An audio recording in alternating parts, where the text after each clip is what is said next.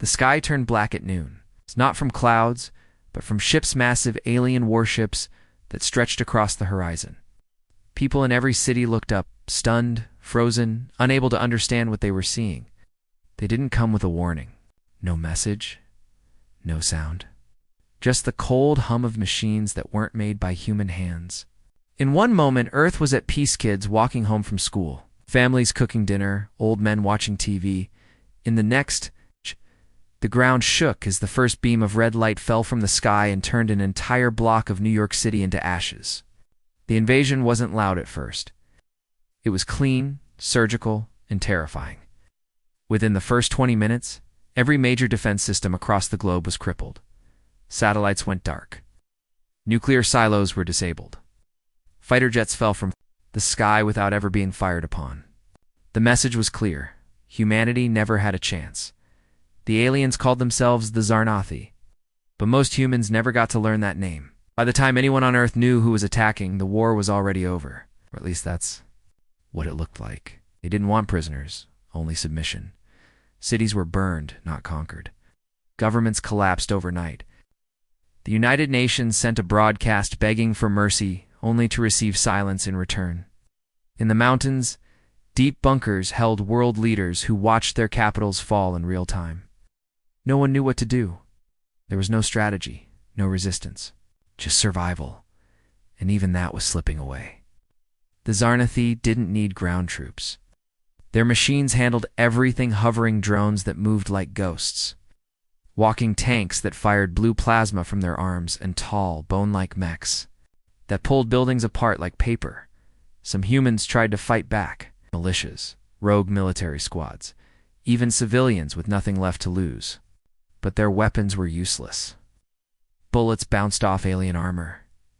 Explosives barely scratched the smallest enemy units.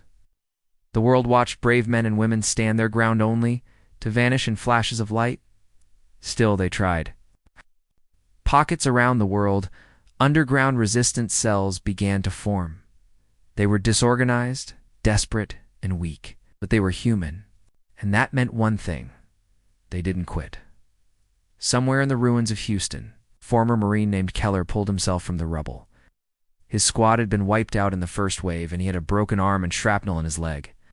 But his mind was still sharp, and his heart was still angry. He didn't understand what the aliens wanted, why they came, why they destroyed so much without ever saying a word. But he did understand one thing: they weren't invincible. He had seen it. Just once, one of their machines hesitated, glitched, turned its head as if it heard something before collapsing to the ground. No one else saw it, but Keller did.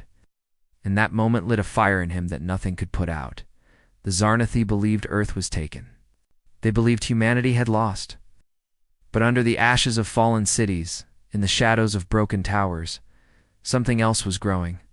A different kind of war was beginning. Not one with armies or missiles, but with survivors. Angry, wounded, determined. Survivors who had nothing left to protect but their memory and their rage. Earth had fallen, yes, but not everyone was dead. And not everyone was done fighting. The war wasn't over. It had only changed its shape. Somewhere deep underground, a new kind of resistance was forming, led by those who had nothing left. But the will to strike back. The smoke still lingered in the air days after the invasion. Cities once full of life were now silent skeletons, charred buildings, flipped cars, empty streets soaked in ash. The few who had survived didn't speak. They moved like ghosts, hiding in basements, tunnels, and shattered subway lines. No one knew how many were still alive. Radios were mostly dead, the internet had vanished, and every phone tower had been turned into blackened scrap. But still, here and there in the cracks of the fallen world, human life endured, broken, starving, angry, but alive. And that, somehow, was enough. Keller moved through the ruins of downtown Houston with slow, deliberate steps. His broken arm was bound tightly with torn fabric, and the pain in his leg made every move a struggle, but he didn't stop. He carried an old duffel bag full of salvaged supplies, mostly canned food, water bottles, and a small communication device he had found in a destroyed police truck. It didn't work, not yet, but he believed he could fix it. Someone could. He wasn't alone anymore. 2 days ago, in the shell of a half-collapsed library, he had met others, not soldiers. Oh, just survivors. A young woman named Talia, who had once been a paramedic. It's an old man called Briggs, who refused to give his first name. And a teenager with bright eyes and a limp, who had only said his name was Jace. They had seen what he'd seen. The flicker in the alien machine. The hesitation. The glitch. It was small, but it was real. And that meant one terrifying thing. The Zarnathi weren't perfect. They had started calling themselves the Shadows. It wasn't a formal name, just something Talia had said as they crept through a tunnel beneath the old transit lines. We're just shadows now. But shadows can move. Shadows can hide. Shadows can kill. The name stuck. And with it came purpose. Each night they mapped the streets what was safe. What was watched, where drones hovered, and which buildings were likely to collapse. During the day, they scavenged for parts. It's not just food or medicine. Tech. Alien tech. Anything the invaders left behind or discarded, Keller believed if they could collect enough, maybe someone smarter than him could find a weakness, a virus, a backdoor, anything. But the risk was always there. The Zarnathi weren't blind. Their machines scanned infrared, tracked motion, and used sound triangulation. A single cough in the wrong place could get a whole group erased. They saw it happen 2 nights ago. A group of 7 survivors tried to move through the eastern sewer line. Only 3 made it out. The rest were found by one of the Zarnathis. Hunter drones. It didn't shoot them. It screamed. Sound like metal tearing apart the sky. Seconds later, a beam of purple light came down and turned the tunnel into a hole of molten glass. No remains. Just a smoking crater and silence. Still, the shadows didn't stop, because every day brought new signs. Crashed drones with flickering eyes. Static in the alien signals. One machine even twitched and fell before it could finish deploying. It looked like the tech was overheating or being pushed beyond its limits. Or maybe something about Earth was interfering with it. Keller didn't have answers. He wasn't a scientist, but Talia had a brother who used to work at a defense lab, and she remembered one thing he always said: the enemy that relies too much on machines will one day be betrayed by them.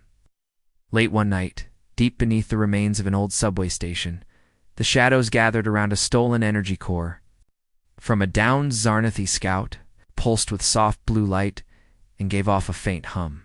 Jay stared at it like it was a sleeping beast. You think it can be hacked? He asked quietly. Keller didn't answer right away. Instead, he looked around at the tired faces of the survivors. Dirty. It's thin, scared, but still burning with something stronger than fear. If it can bleed, Keller finally said, then it can be killed. We just need to figure out how to make it bleed. And with that, the silence of defeat finally cracked. For the first time since Earth had fallen, something new stirred in the dark. It wasn't just survival anymore. It was planning. It was resistance. It was war reshaped by rubble and shadows. The Zarnathi thought they had crushed humanity, but they had only scattered it. And what scatters eventually regroups. In the cold silence of night, the ruins of the city seemed to breathe with a strange, eerie life. Keller and his small group of survivors had learned to move like shadows themselves, quiet, careful, and always watching. The enemy was everywhere. Flying drones buzzed like deadly insects, and the bone-like mechs stalked the streets like monstrous predators. Yet amidst the fear, something impossible happened. One of those machines broke down. It was not just a simple malfunction. A glitch, unlike anything anyone had ever seen. It stopped, tilted its head like it was confused, then fell to the ground with a heavy crash. No explosion, no self-destruct, just silence. That moment changed everything. Keller was the first to see it. From behind a broken wall, he watched the machine freeze mid-step, its glowing blue eyes flickering erratically. It was as if the alien tech had suddenly found a flaw in its own programming. The group dared not celebrate because the aliens were ruthless and quick to respond, but this glitch gave hope. It meant the Zarnathi were not infallible. They were machines built by a power that could be challenged. Word spread quickly through. The underground channels, survivors called it the glitch. Rumors grew, machines hesitated, patrols faltered, and sometimes a lone mech would stop and stare at nothing, like it was haunted. These stories gave the humans courage. Zara, the young hacker who had recently joined Keller's group, believed this was their chance. She worked tirelessly in the dim light of their hidden bunker, scanning alien signals and hacking into communications no one else could reach. Each day, she got closer to understanding the alien technology, finding patterns, weaknesses, and secrets. One night, while listening to alien transmissions, Zara discovered something shocking. The Zarnathi were not just fighting to conquer, they were running a test.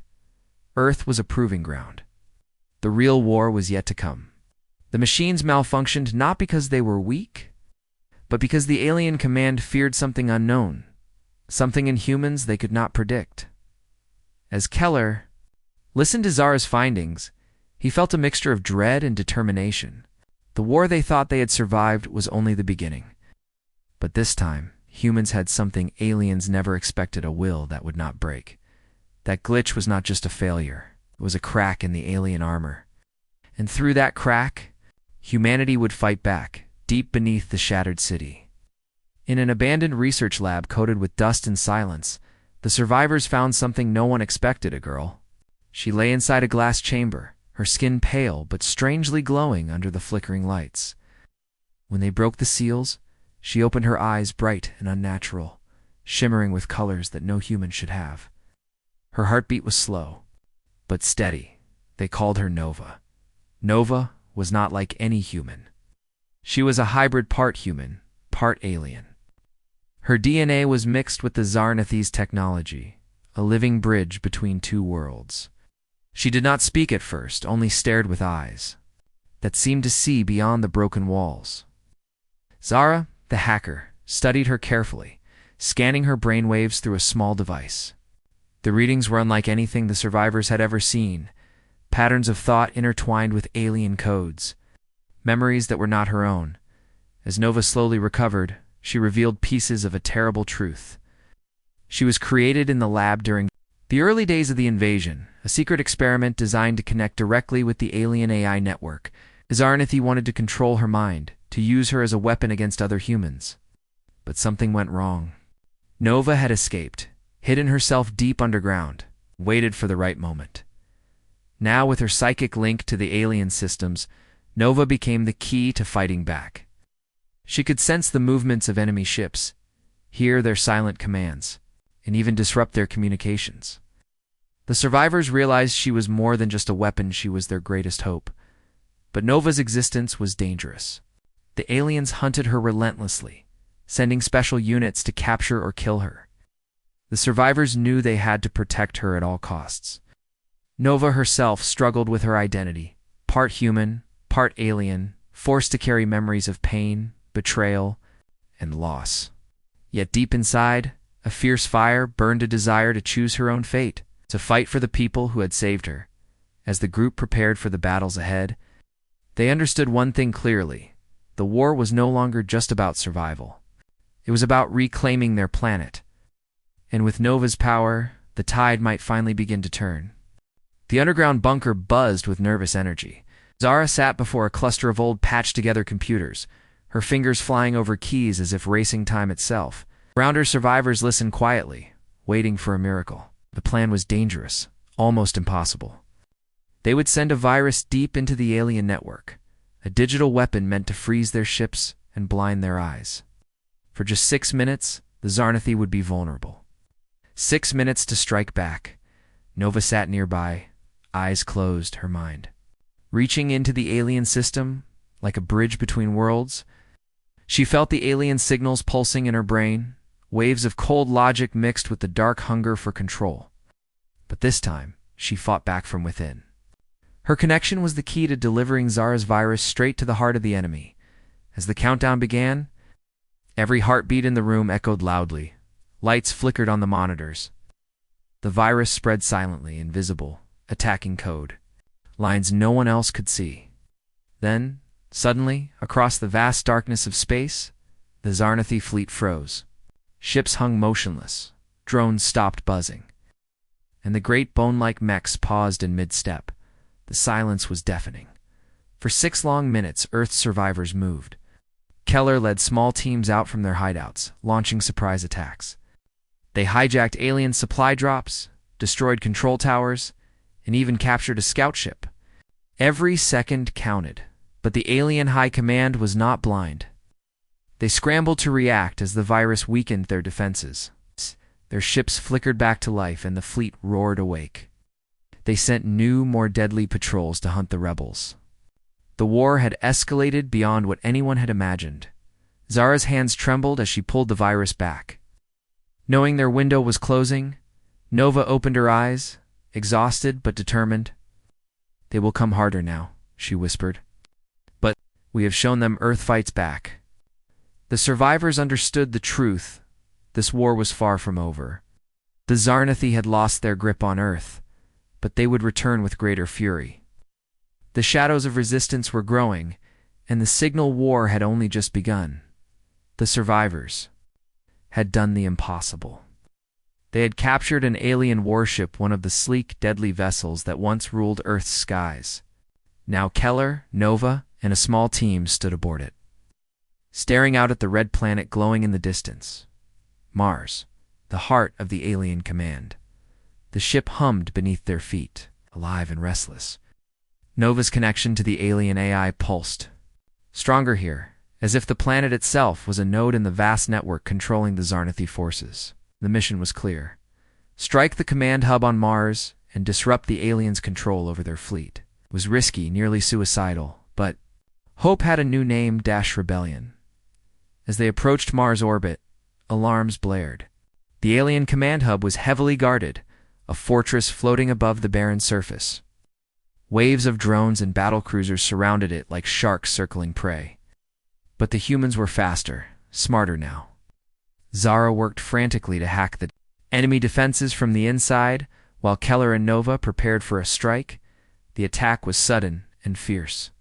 The stolen warship darted through the enemy lines, lasers cutting trails of fire in the cold void.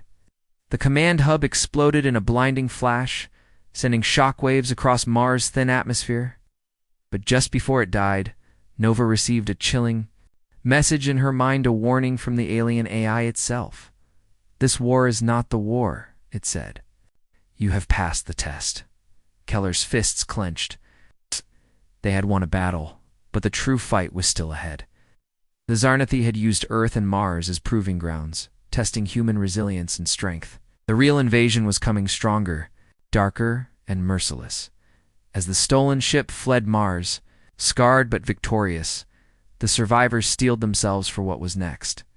Earth was their home, and they would defend it, no matter the cost. The skies darkened again. This time, the alien fleet that appeared was unlike anything Earth had seen before, 10 times larger, faster, and more deadly. The Zarnathi High Command had sent reinforcements from distant systems, determined to crush the human resistance once and for all. Cities trembled under the shadow of massive warships. The survivors who had fought so hard now faced a nightmare far worse than before, but the humans were ready. Nova's connection to the alien AI had grown stronger. She could control ships, weapons, and drones, with her mind turning the enemy's own technology against them. Keller led battalions of human fighters piloting stolen alien crafts, striking from the shadows with precision and fury. Zara hacked into the enemy networks, spreading confusion and fear among the invaders. The battle was brutal. Explosions lit the dark skies, and the sounds of war echoed across ruined landscapes. For every alien ship destroyed, another seemed to take its place. But the humans fought not just with weapons, but with hope, fierce determination born from years of loss and survival. Nova's mind linked directly with the mothership, a massive vessel controlling the invasion. She pushed her power to the limit, planting viruses and shutting down their systems from the inside. The alien commanders were caught off guard. Their greatest weapon was now their greatest weakness.